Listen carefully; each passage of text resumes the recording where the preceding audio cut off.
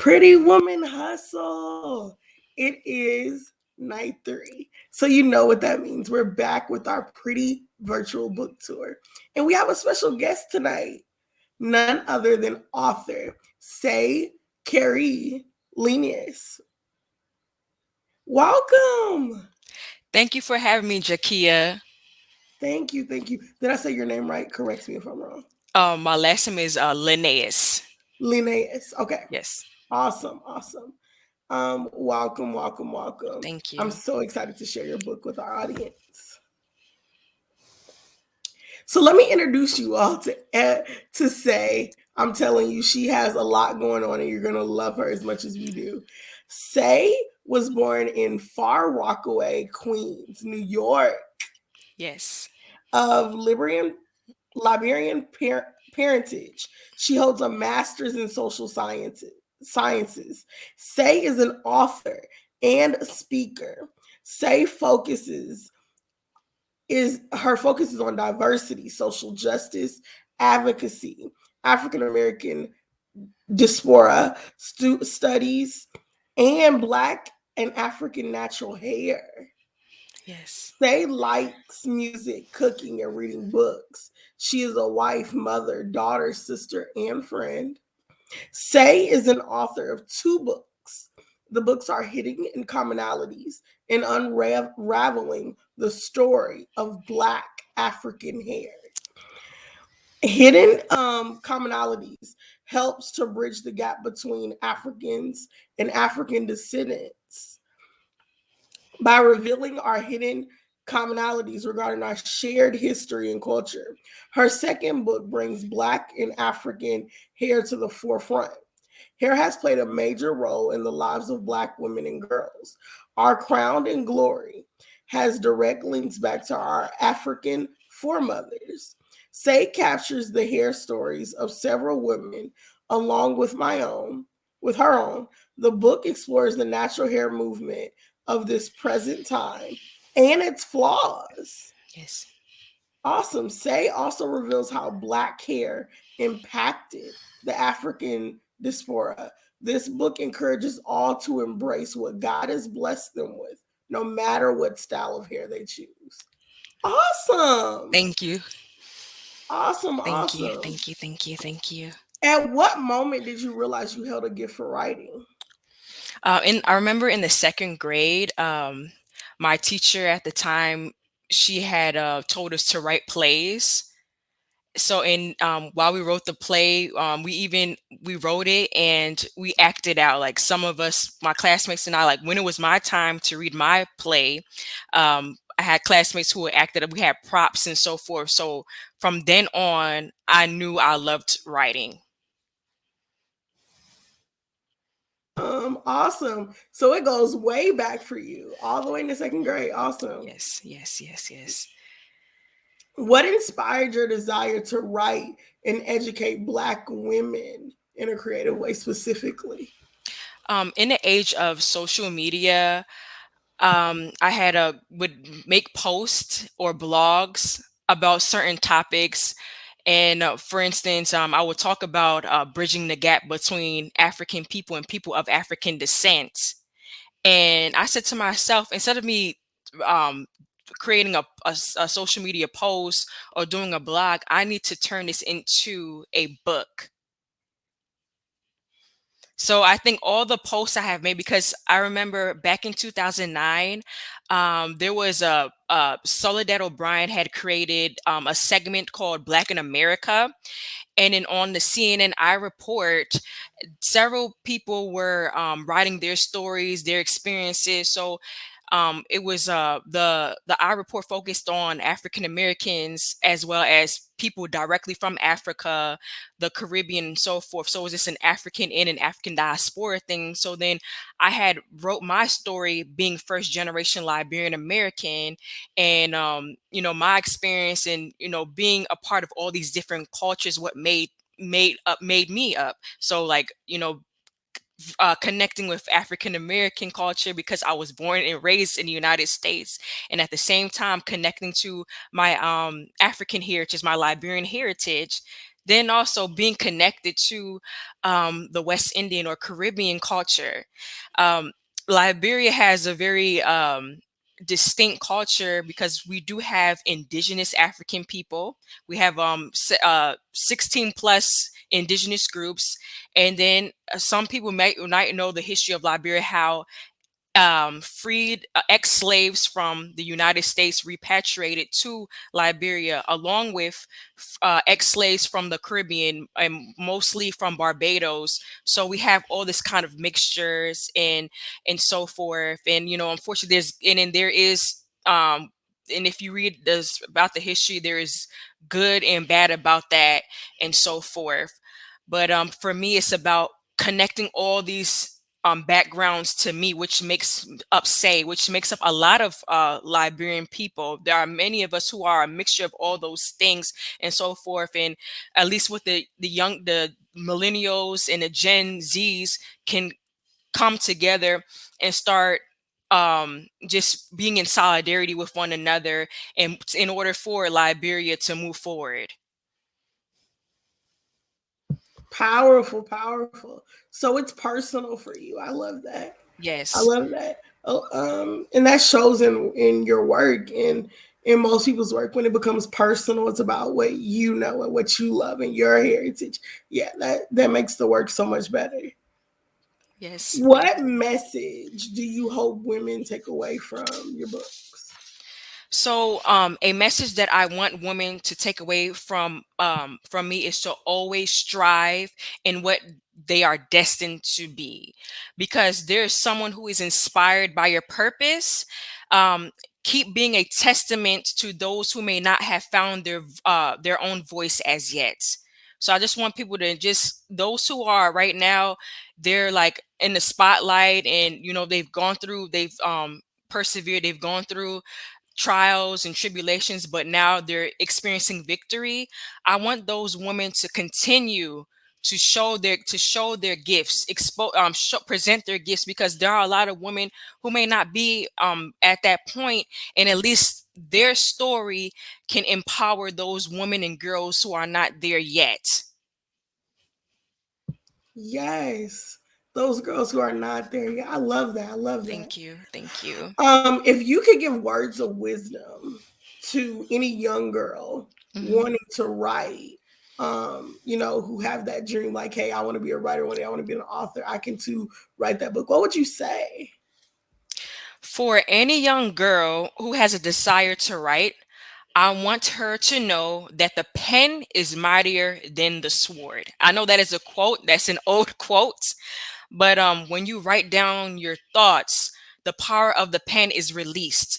Due to the power of the pen, we begin to express our own experiences or even an imagination that is brought to life through our writing. Because with writers, it might be something personal, it might be something historical, sometimes it's something that writers may may come up with from their head, and that's where you get the fictional books or the fantasy books and so forth. And again, and then that could be historical as well. Wow, awesome.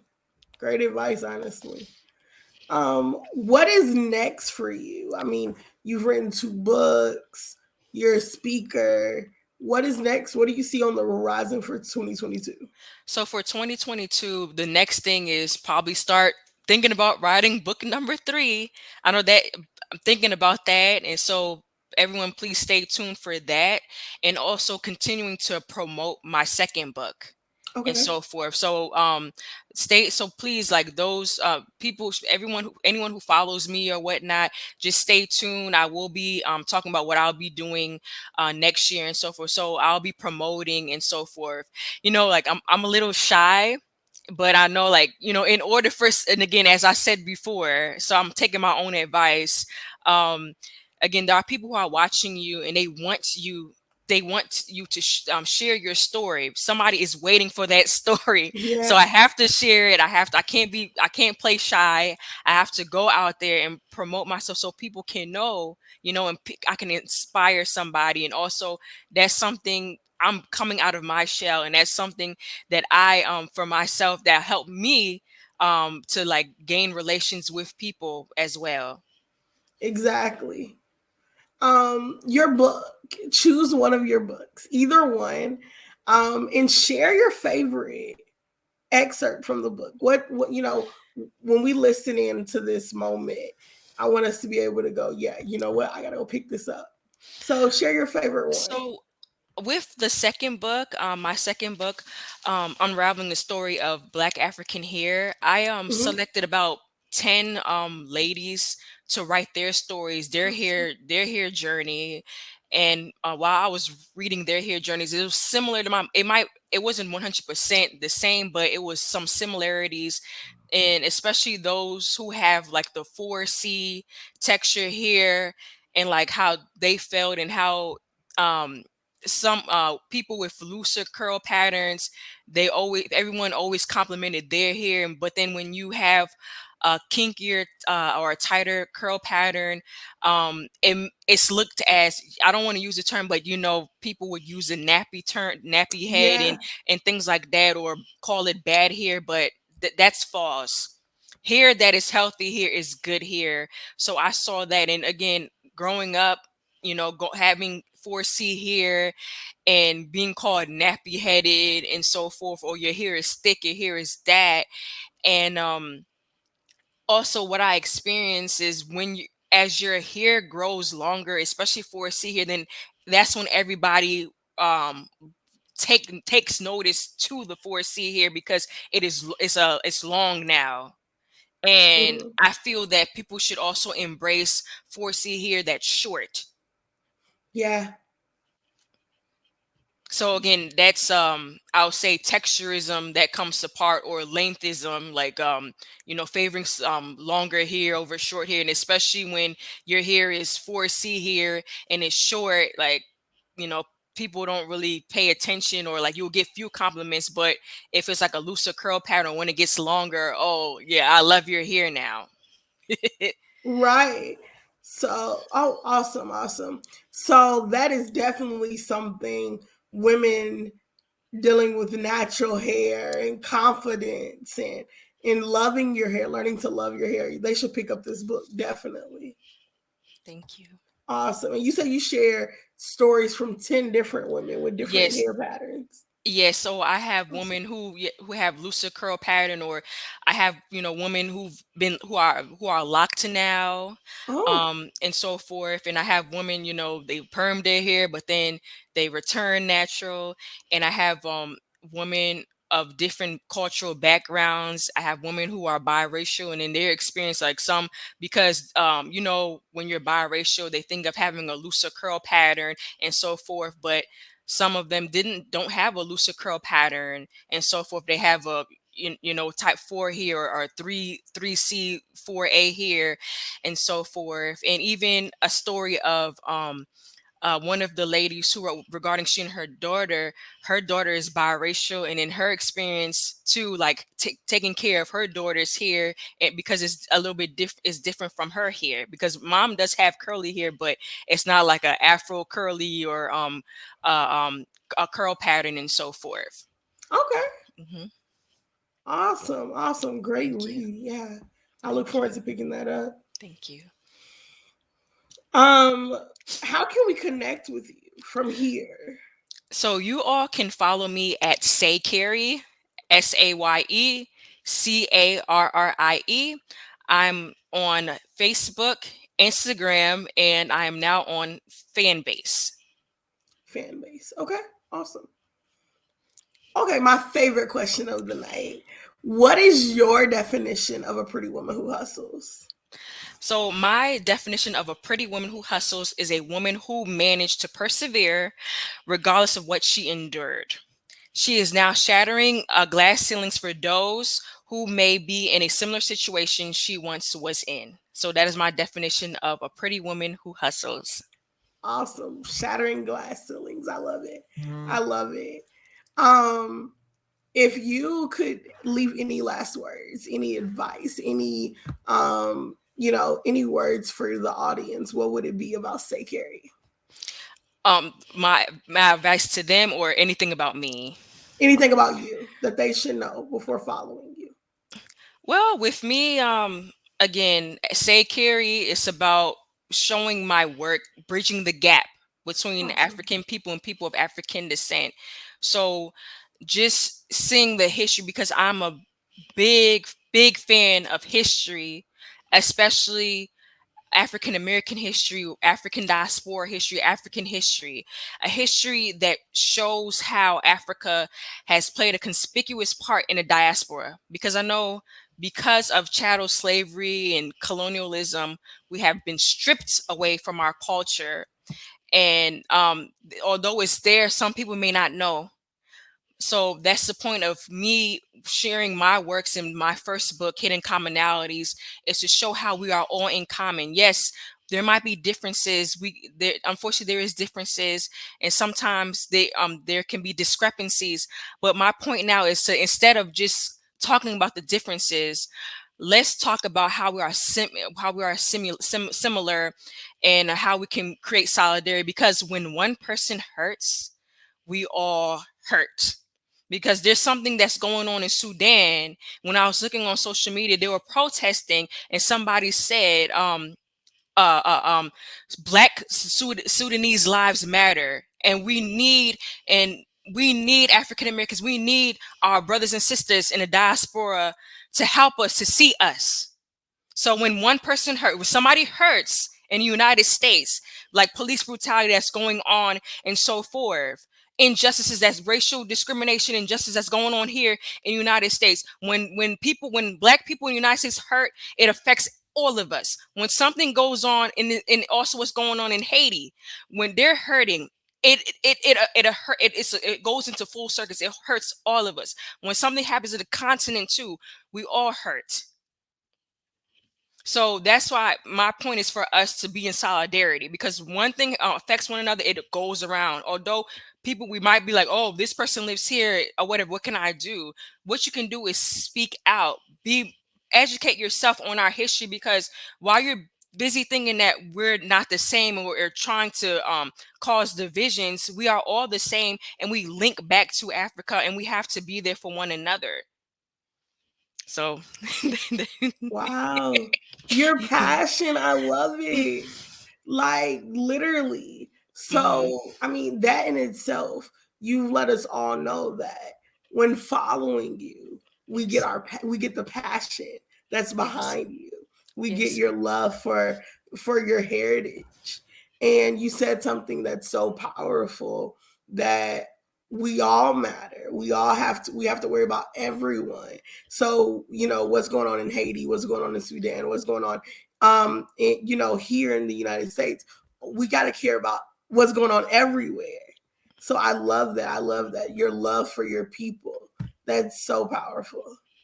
yes. Yes, yes, yes.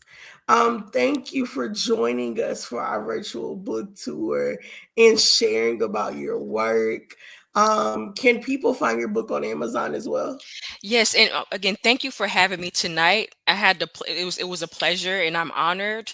You all can you all can find my books on my website, saycarry.com, and my books are also available on major booksellers such as Amazon and Barnes and Noble. Awesome, awesome, awesome. So you heard that. Visit her site, saycarry.com, and then you can find her books on Amazon and major booksellers like Barnes and Noble. But hey, you know what? Don't go third party it.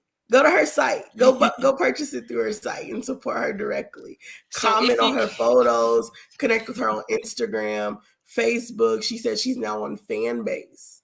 So connect with her platforms, plug in, let her know you read her work. Support. Yes, please.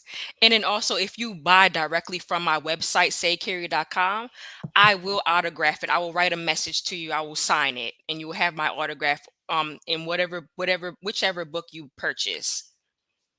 Awesome, awesome, awesome. Grab that, because I'm telling you, she's going somewhere. She's already almost there. She's getting it. And your passion is going to speak through your work. Thank you. Thank you so much. Thank you. All right, everybody. Thank you for joining us for another night of our pretty virtual book tour. There's one more night to go. So stay tuned. Go back and hit the replay of this. Go tell your friends to go plug into this episode. especially with author Saye C. She has great things on the horizon. Good night, everyone. Have a good night. Bye